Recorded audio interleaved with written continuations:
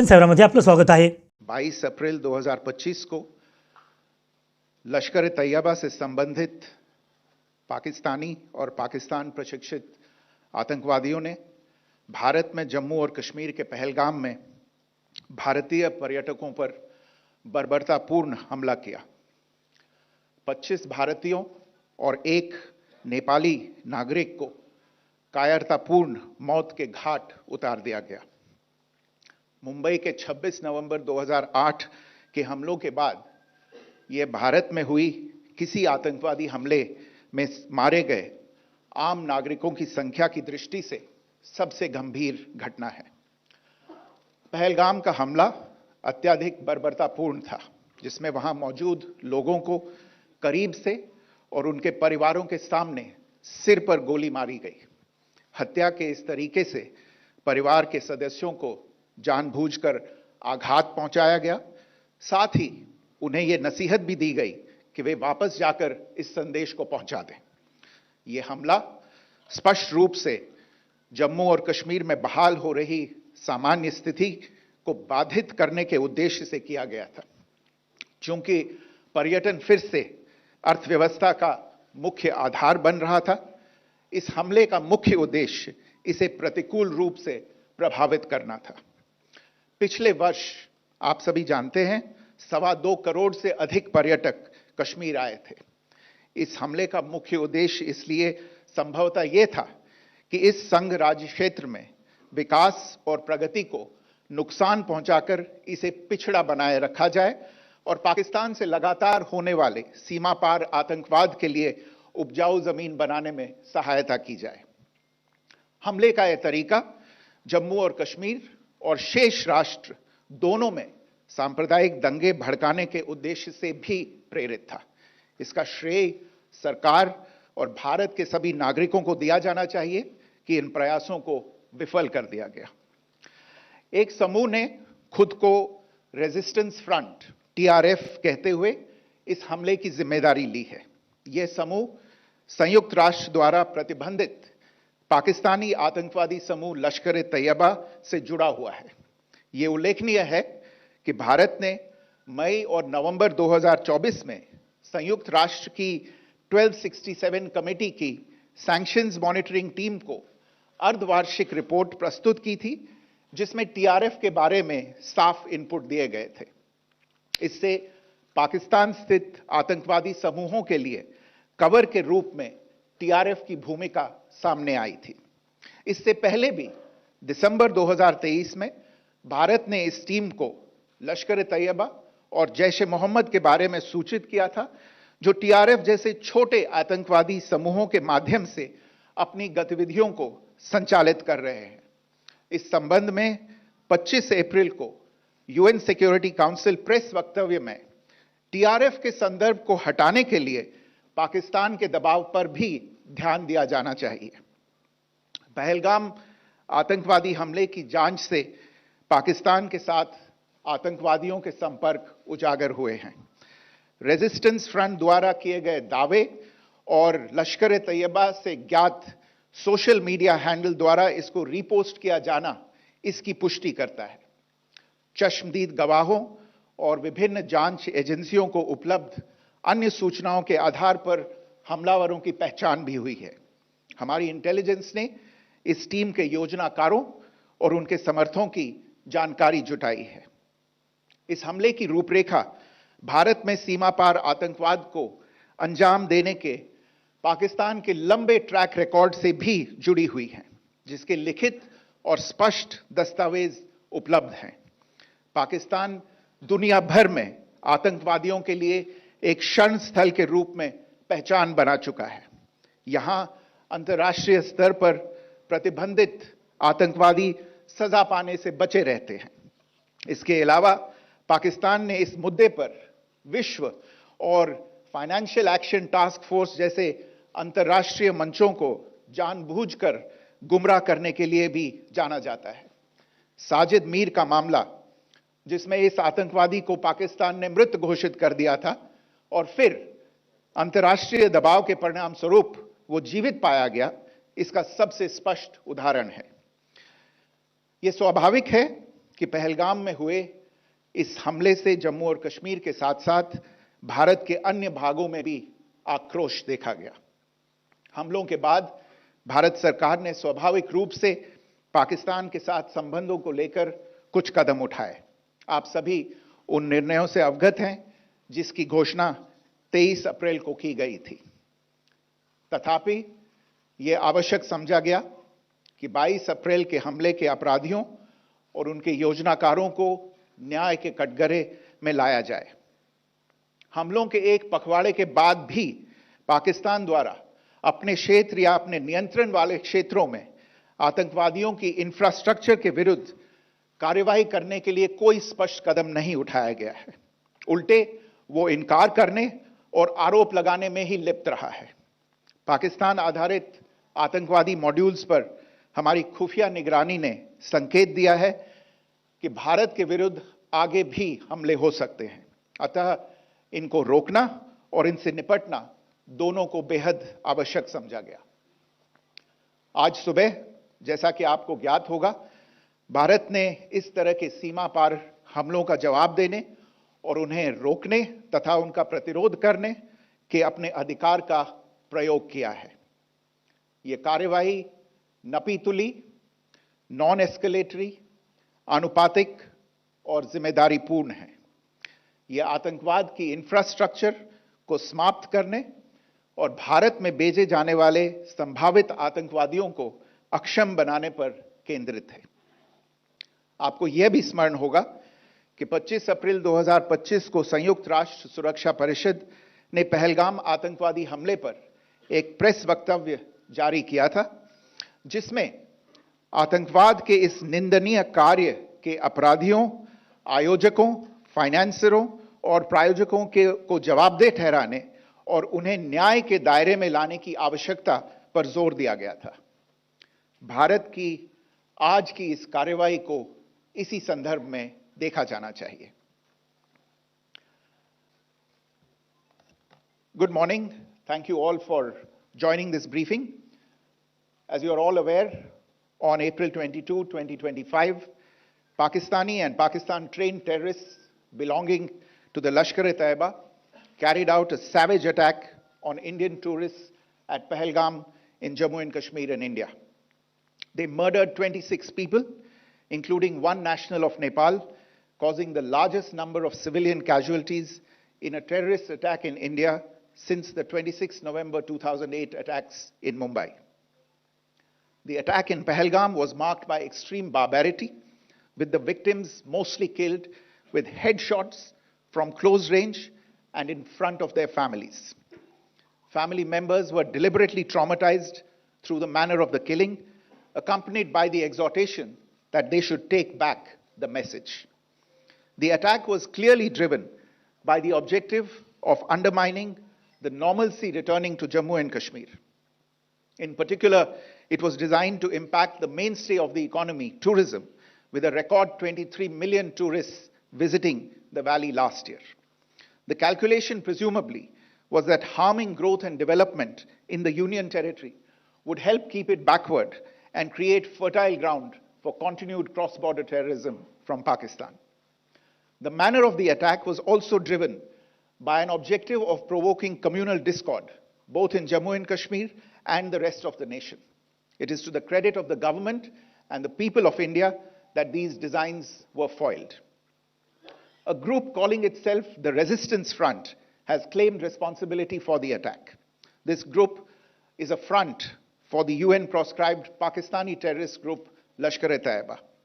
It is notable that India had given inputs about the TRF in the half-yearly report to the monitoring team of the UN's 1267 Sanctions Committee in May and November 2024, bringing out its role as a cover for Pakistan-based terrorist groups. Earlier too, in December 2023, India had informed the monitoring team about Lashkar and Jaish-e-Mohammed operating through small terror groups such as the TRF. Pakistan's pressure to remove references to TRF in the April 25 UN Security Council press statement is notable in this regard. Investigations into the Pahalgam terror attack have brought out the communication notes of terrorists in and to Pakistan, the claims made by the Resistance Front and their reposting by known social media handles of the Lashkar-e-Taiba speak for themselves. Identification of the attackers based on eyewitness accounts as well as other information available to law enforcement agencies has also progressed. Our intelligence has developed an accurate picture of the planners and backers of this team. The features of this attack also tie in with Pakistan's long track record of perpetrating cross-border terrorism in India, which is well documented and beyond question. Pakistan also has a well-deserved reputation as a haven for terrorists from around the world, with internationally proscribed terrorists enjoying impunity there. In addition, Pakistan has been known to willfully mislead the world and international forums, such as the Financial Action Task Force, on this issue. The Sajid Mir case, in which this terrorist was declared dead and then, in response to international pressure, brought back to life, found alive and arrested, is the most glaring example. The latest attack in Pahalgam has understandably generated deep anger in Jammu and Kashmir and in other parts of India.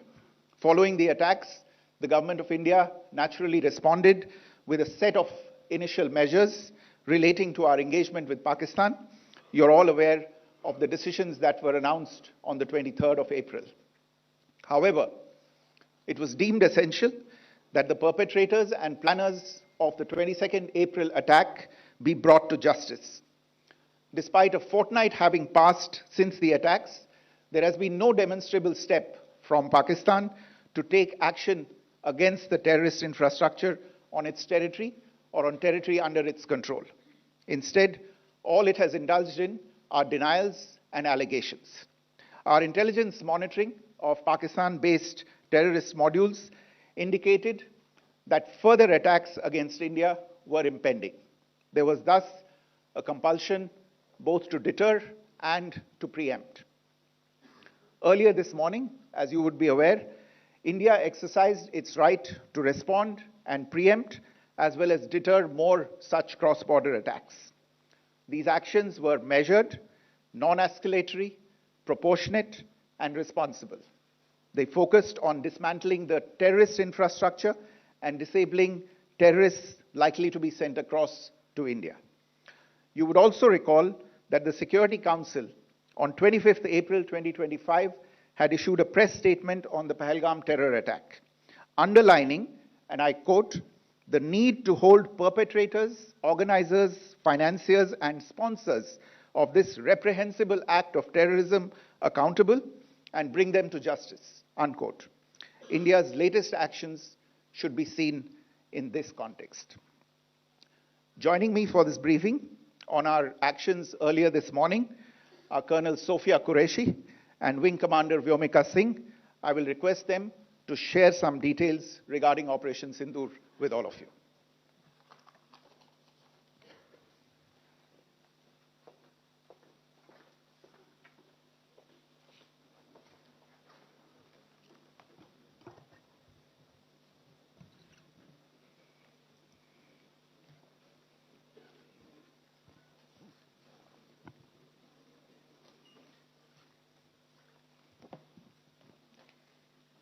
सुप्रभात देवियों और सज्जनों, मैं colonel Sophia Qureshi और मेरे साथ wing commander Vyomika Singh आज आपको 6 से 7 मई 2025 की रात 1:05 से 1:30 बजे के बीच भारतीय सशस्त्र बलों द्वारा अंजाम दिए गए ऑपरेशन सिंदूर के बारे में जानकारी देंगे।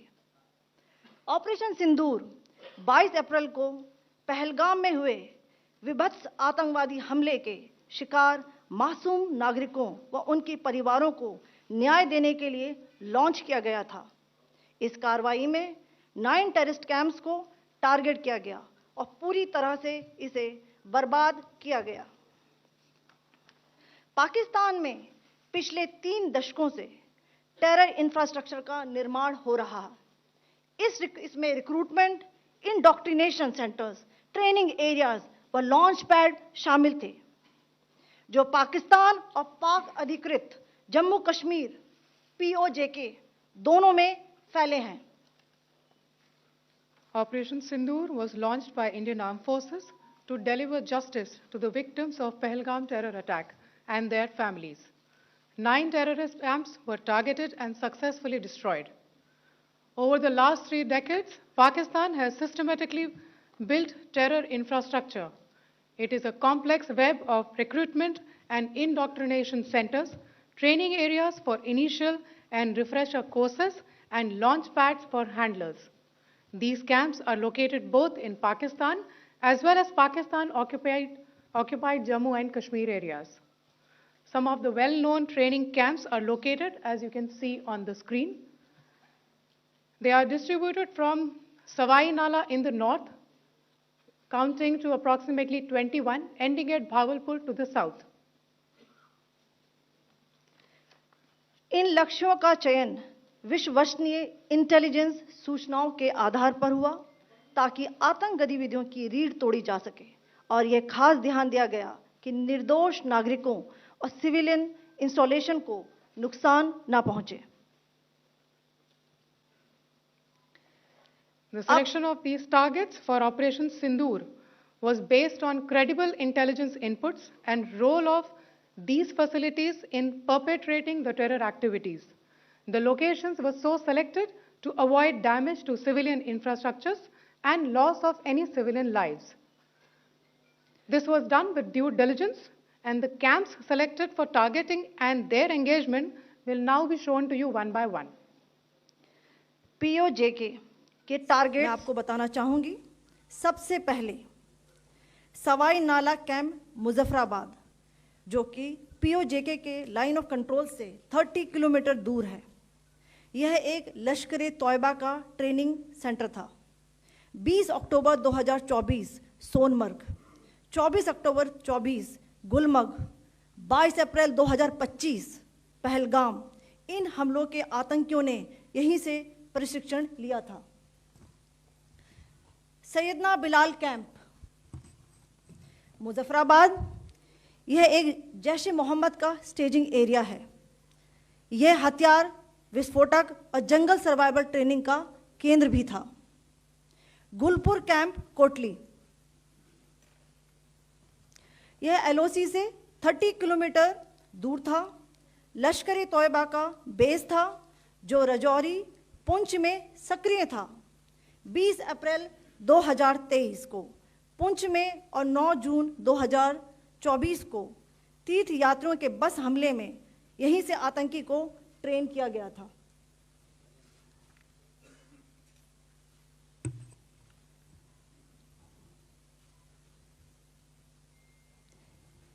बरनाला कैंप बिंबर, ये LOC से 9 किलोमीटर दूर है। यहाँ पर हथियार, हैंडलिंग, IED व जंगल सर्वाइवल का प्रशिक्षण केंद्र था। अब्बास कैंप कोटली,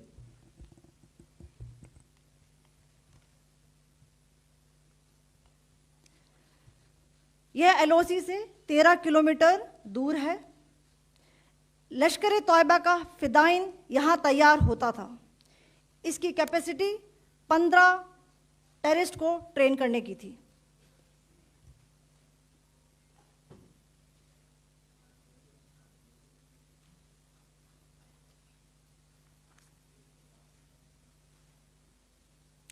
अब मैं पाकिस्तान के अंदर के टारगेट से अवगत कराना चाहूंगी। पहला, सर्जल कैंप सियालकोट, यह अंतर्राष्ट्रीय सीमा से 6 किलोमीटर की दूरी पर है, सांबा कठुआ के सामने।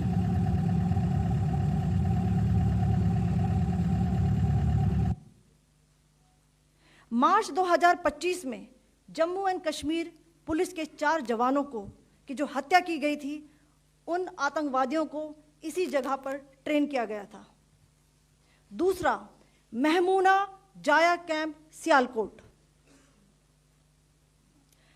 यह 18 से 12 किलोमीटर IB से दूर था। हिजबुल मुजाहिदीन का बहुत बड़ा कैंप था। यह कठुआ जम्मू क्षेत्र में आतंक फैलाने का नियंत्रण केंद्र था। पठानकोट एयरफोर्स बेस पर किया गया हमला भी इसी कैंप से प्लान और डायरेक्ट किया गया था। मरकज ताइबा मुरीद के, यह आईबी से 18 से 25 किलोमीटर दूरी पर है। 2008 के मुंबई हमले के आतंकी भी यहीं से प्रशिक्षित हुए थे। अजमल कसब व डेविड हेडली भी यहां ट्रेन हुए थे।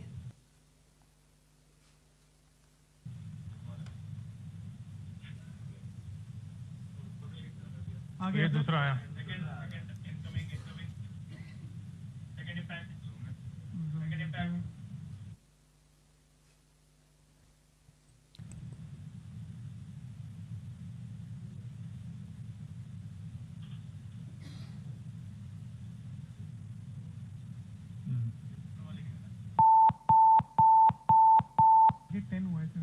टारगेट 10 हुआ, एंक्लोजर सेम ही है। 7 it is hit the target. हाँ हाँ।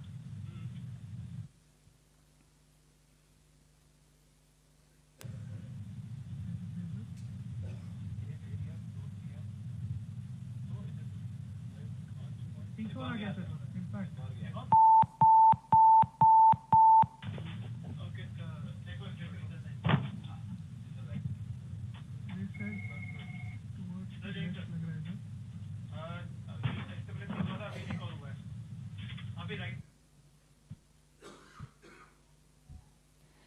मरकज सुभान अल्लाह भावलपुर, यह इंटरनेशनल बाउंड्री से 100 किलोमीटर दूर है। जैश ए मोहम्मद का मुख्यालय था। यहाँ पर रिक्रूटमेंट, ट्रेनिंग व इंडॉक्ट्रिनेशन का केंद्र भी था। शीर्ष आतंकी अक्सर यहाँ आते थे। मैं आप सबको बताना चाहती हूँ कि किसी भी सैन्य ठिकाने का निशाना नहीं बनाया गया और अभी तक किसी तरह की नागरिक क्षति की रिपोर्ट नहीं है। धन्यवाद। जय Hind. The strike on the terror camps were undertaken through precision capability, as shown to you. A niche technology weapons with careful selection of warheads was ensured so that there will be no collateral damage. The point of impact in each of the target was a specific building or a group of buildings. All the targets were neutralized with clinical efficiency, and the results reiterate the professionalism of the Indian Armed Forces in the planning and execution of their operations. No military establishments were targeted. India has demonstrated considerable restraint in its response. However, it must be said that the Indian Armed Forces are fully prepared to respond to Pakistani misadventures, if any, that will escalate this situation. Jai Hind, and thank you very much. Ladies and gentlemen, friends in the media, I ask your indulgence today in view of the fact that this is still an evolving situation. We will therefore not be able to take questions and answers today, but we will come back for more updates and more briefings shortly. Thank you all very much for joining us this morning. Thank you. Jai Hind.